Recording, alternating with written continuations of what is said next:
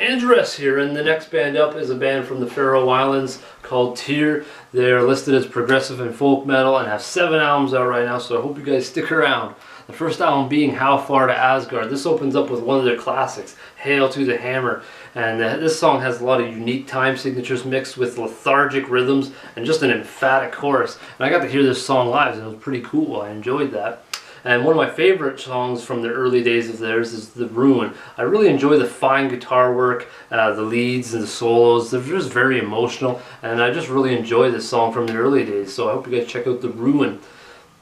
The next album is called Eric the Red. This is where I feel like get a little more polished, a touch of vibrance with a song called The Edge. Then you got some traditional folk with The Wild Rover. This is an exciting, fun track, and I really enjoy the lyrics to this one.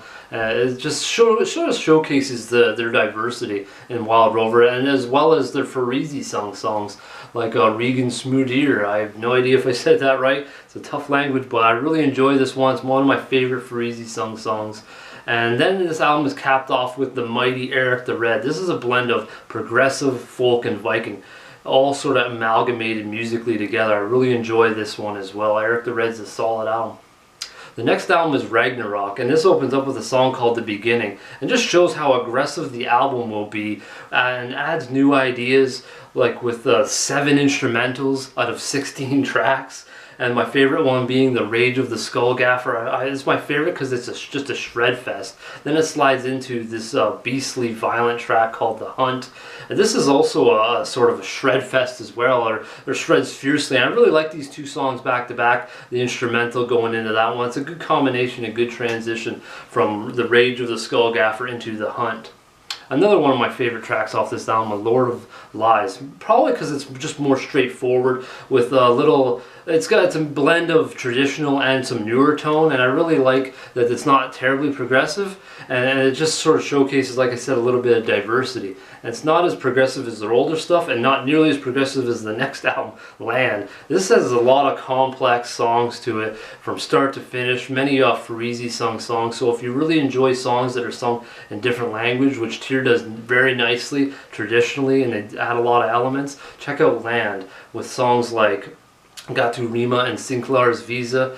Those 2 ones stood out to me, as well as the 16-minute epic Land. This is a mix of language, obviously the English and the Fareezy song stuff, but it's really done well, and I like the depth of this song. There's lots of nice technical bits, melodies, and they really do a good job of bridging the gap between sections, making this 16-minute epic really goes by nicely. Not like some, they go on and you're like, oh, this song's never ending, but they did a great job on Land. Next up is one of my favorite albums, By the Light of the Northern Star. This opens up with a commanding song called Hold the Heathen Hammer High. I really feel like the Vikings are storming the shore in this one with abrasive drums and tempo switches. Wicked chorus hook to this, and I love the variation of the main lead. Really stands out, really pops out to me, and just really gets the blood pumping, and Hold the Heathen Hammer High. Followed by an equally energetic song, Trondur I Go To. I have no idea if I butchered that, probably, but I love this track for its chords. The double bass just rocked the table at the bar, and I love the buoyant chorus. It is the heart and the power of this track. Now on to 2 songs I want to briefly mention. The first one being Into the Storm, and then this fella, Captain Witchfinger's first of 2 must listens, Ride. Both these songs really have a lot of unique tricks and unique twists on the drums that I really enjoy on Into the Storm, and his first of 2 must listens, so check out Ride, folks, or Captain's coming after you.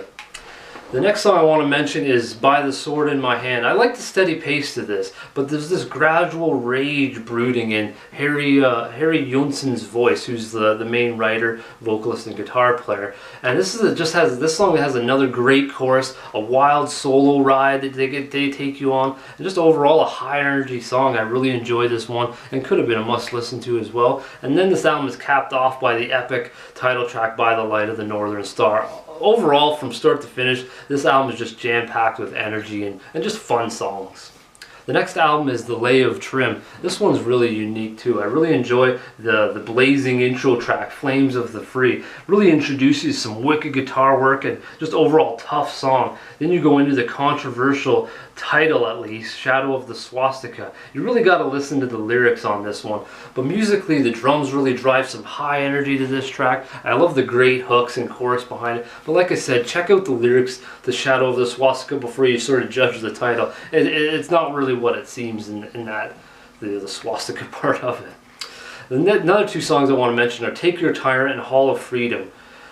These two are both very spirited tracks, and you can really sort of feel the theme that this album is going into, with this revenge and uprising feel to these two tracks really hammered home. In Take Your Tyrant and Hall of Freedom, I really enjoy the sort of atmosphere and elements that they sort of bring to this, like I said, revenge and uprising. And you really hear that in the title track as this song sort of builds, called The Lay of Trim. This is one of the most creative songs. It's full of atmosphere. I like the pondering in the beginning. It sort of feels like you're pondering in the misty morning. Then you ride across the fields in the battle with the rhythms and the drums just crushing the forest around you, and while the tapping lead, pierces the tyrant and ends his reign. I really enjoy the diversity of this song and how it sort of brings the music and the lyrics really bring in a visualization on The Lay of Trim.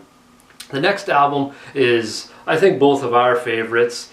This is called Valkyria. I really like the artwork on this album cover too, and this opens up with my first must listen to, Blood of Heroes. I love the powerful guitar, and Harry Jensen's Viking vocals are just fantastic. I love the lead melody. This is the song that got me into Tyr. I got hooked on this one. This song also has rock and drums, extremely memorable chorus that I love, and that's why it's my first must listen to. Then on to a tough ballad, which is actually Captain Witchfinger's second must listen to, The Lay of Our Love. This has this awesome pairing of Liv Christine, who's the angelic Valkyrian, singing on and coercing, well, maybe not coercing, but like singing with Harry Jensen, who's the Viking warrior. I love the blend of what they bring together. They're so transcendent together, so beautiful. The duo just creates this magnificent passion, and I freaking love the solo and lead work in The Lay of Our Love. So Captain Witchfingers tells you to check out this track. The next two songs I want to mention are Another Brother Fallen and Into the Sky. These two songs I feel have this thriving power of Valkyries storming down with the drums, intensity coming in, and awesome force from the rhythm and vocals, and they're just two great songs to sing along to. I both really enjoy Another Fallen Brother and Into the Sky. Another song I want to mention is Lady of the Slain. This is a blast across the bridge of Bifrost with its high velocity double bass, wicked power chords, and tremolo. I really enjoy the occasional shredding that you hear with the leads and guitar work throughout in Lady of the Slain, and it sort of sets you up for my second must listen to. I really enjoy the title track, Valkyria. I enjoy the build of its majesty to this song, where the song sort of rises till Valhalla into this stern, serene sort of verse that picks up the momentum to the forging chorus. And to me, the highlights of Valkyria are the lyrics. I really enjoy the complexity and just all the elements to this track, and I hope you guys check out our must listens to, or He's Coming After You and I'm Coming After You with this. Look at those weird fingers.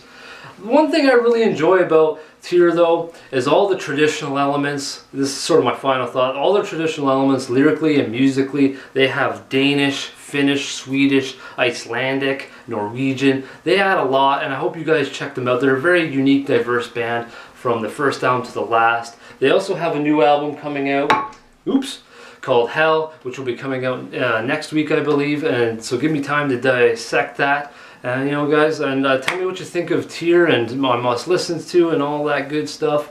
And until next time, folks, heavy listening.